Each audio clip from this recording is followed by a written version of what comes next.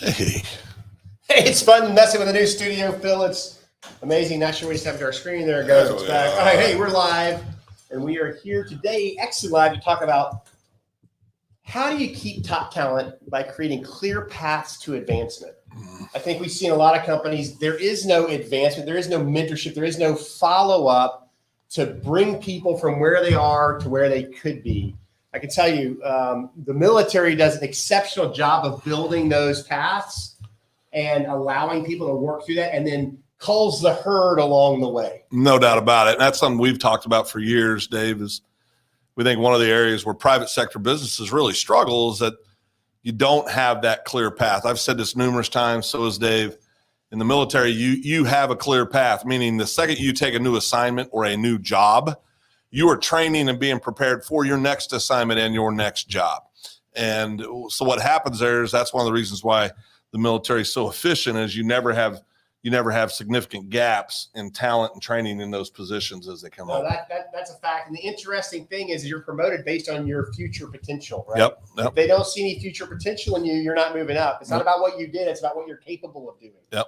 Now, what I would offer to you as a business owner is, what are you doing to create clear paths from janitor to CEO? And yeah, that sounds pretty extreme, but it has happened in the past. If you create that path, you'll understand that people want to excel. People want to move up in the world, and they want to move up based on their ability to perform and be appreciated for their work. Well, I tell you, you talk about janitor to CEO. I know a dear friend of mine, his father started out as a laborer for a company in Kansas.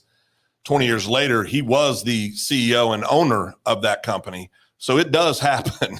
And I think that, we live in a world now where I think a lot of the books, I was just telling somebody this morning, Dave, a lot of the books out there on leadership or on management or, any of those things tying to business, I think the contents, it's like a football coach. You can be a great football coach 20 years ago. The game can pass you up.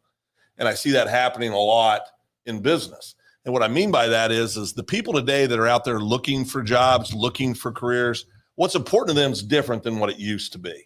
Used to be it was all about this clear path and only your clear path. That's still important, but there's things that go into that: quality of life, flexibility, all these kind of things. So I'd file that caveat is that you got to look at all these things when you're creating those cultures. You bring up a good point, and COVID accelerated a massive paradigm shift. Yeah, no doubt. It did.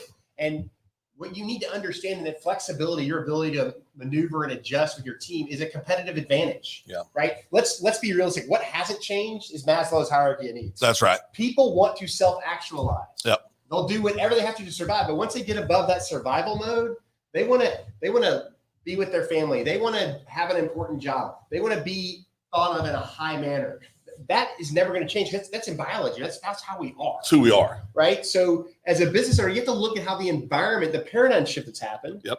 And move ahead. I mean, we're going to give a talk on Friday at the OK VetWorks to small business about the change. And the crazy part is there are so many laborer jobs that COVID drove to extinction.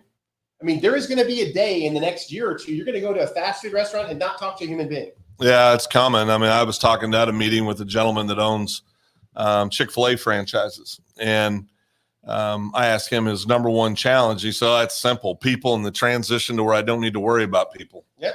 And it's happening. So and there is technology there to do that. Yeah. Now, the other thing that you can do by, hiring from within, giving a path to a future promotion and being flexible, you're going to protect your institutional knowledge. Yeah. You keep a good, strong team in your organization, you're going to protect those practices and processes that make you better than your competition. Yeah, and if you've got a culture, there's that C word again. We talk about all the time. If you have a culture that is focused on the things we're discussing right now, then you're going to have long-term employees. You're going to have people. If you have a clear path, you've got a way to get there. If you're checking the boxes for good quality family time, personal life, compensation's fair. That's not the most important thing. Compensation has to be fair. Compensation is secure. It's on the lower end of Maslow's. Correct. You need the money to cover your bills, take care of your family, and live the life you want to live. If you're checking all those other boxes, as long as you're competitive in your salaries that you're offering your people, you're not going to have people leave. I mean, so you're building a much stronger business. Dave and I were on a call yesterday with a client that's looking at potentially selling his business. And going through that, one of the first questions we got asked afterwards when it was just us and our client was, do you think my leadership team has the ability to run this if I'm not here? Because when you go to sell a business, one of the number one things you're going to look at is, will this business sustain itself when the leader, the founder, the person that created it is gone? And then that brings me to a point. As a founder of any small business, you need to be planning your exit. Yeah, absolutely. How do you build a company that can operate without you? If you have to be there for the business to be successful, you have a job, you do not have the business. Yeah, and I know there's a lot of people that create themselves very high-paying jobs, but when they start thinking about moving to Florida or some warm beach to retire, many times the reason why these small businesses sell, and they sell at a discount, is because there is no succession plan. There is no strategy on how am I going to exit out of this business. So a very key element that every entrepreneur, every small business owner has to cover is, how am I going to get out of this thing? You need an institutional leadership, right? You got to get out of the way, let somebody else move in and move your company up. Which is hard, which is very hard. It's your baby. I did it. It's very hard. Karen Kaplan's the one who brought these points to talk about today. I want to review the ones we've been through. People want new opportunities. They want flexibility. Yep. You can protect knowledge. The next thing that happens when you have a good culture and people that want to be there and have self-actualized and take the business on as their own is you ignite customer service. And your clients are just stoked to come in there because they see the passion of the team, not just your passion, but the team you have in place is passion to do the job. Yeah, there's no doubt about it. And I think passion solves a lot of problems. Passion solves a lot of problems in organizations. If you're passionate enough, you can run through that sucker if you need to. And so, I think that teaching that, fostering that kind of mindset is critical to an organization. And one of the last things we're going to talk about, and this is really, really important, right? If you're building a business that can't run without you, and you don't trust your team, and you don't build that culture of excellence and ownership, what are you doing? Yeah. What are you doing? If you don't know who's going to replace you, if you're not preparing for your replacement, then you're in the wrong place. Successful business owners that build multiple businesses over their life are always preparing for their exit. Well, and I think this is a question I ask a lot of business owners is, when's the last time you took a 30-day vacation? Most of them, 9 out of 10 will look at you and go, well, never. Well, why not? Well, I can't. One week vacation. Yeah. Well, then you're not doing these things. Yeah. If you can't afford to be away from your business and have things run, you're missing the mark on this. And I would challenge you, don't jump into a 30-day vacation, but I would challenge you to take 10 days. Take 10 days, you're going to be gone and see what happens. Yeah. I'm pretty sure the business will survive. But what's really going to happen is you're going to learn who on your team are leaders and get stuff done and who can't. Who can you count on? Who can you trust? You're going to develop your paths for your team because the people that are going to step up are going to step up. And a lot of times they're not the people you think they're going to be. Oh, that's a fact. That is absolutely a fact. I've had folks over the course of my career that I thought, oh yeah, this person, they're going to be a superstar, and they checked all the boxes on the surface, but when it gets down to what it matters, that's when you're going to really find out when you're not there to answer questions. Right. When you're not there to handhold them and carry them, are they going to step into the role you need to step into? Right. But if you're a business owner out there, build that culture, build those things, give a clear path to advancement in your organization. I'm pretty sure most of you are going to have job descriptions for your business right now. So there's a good place to start to show what it takes to get to the next level. But I'm going to challenge you this week to make a commitment over the next 5 months to take 10 days off. Yeah.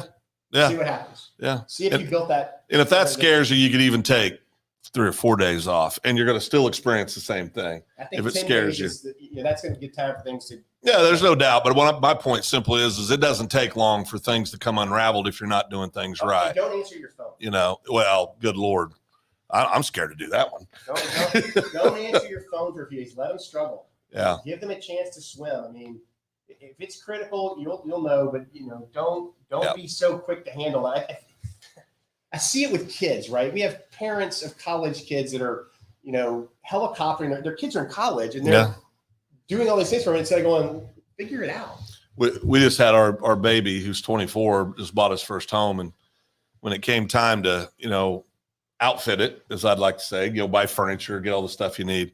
Somebody asked me, said, well, what all does he need? I said, I don't know. I've got furniture in my house. You need to call him. Right. And I care about what happens to my kids, obviously.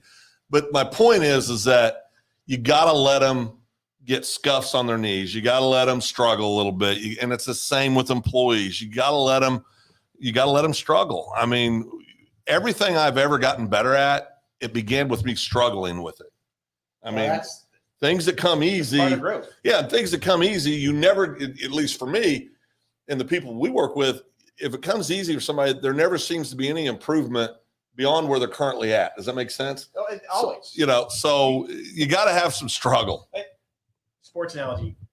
If you want to get better at sports, you compete against people that are better than you. Absolutely, 100%. You step in the ring with people that can whip your backside, and you go in and compete. And you find a way to get better. You learn lessons. Same thing in life. If you want to get better at something, go do it without help and figure it out. There's a team where we live here in the state of Oklahoma in football that has won so many state titles with 3 and 4 losses in the season.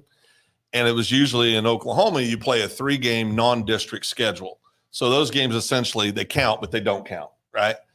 And this team always plays up. They always play teams that they really go into knowing we're probably not going to win, but we're going to get better, right?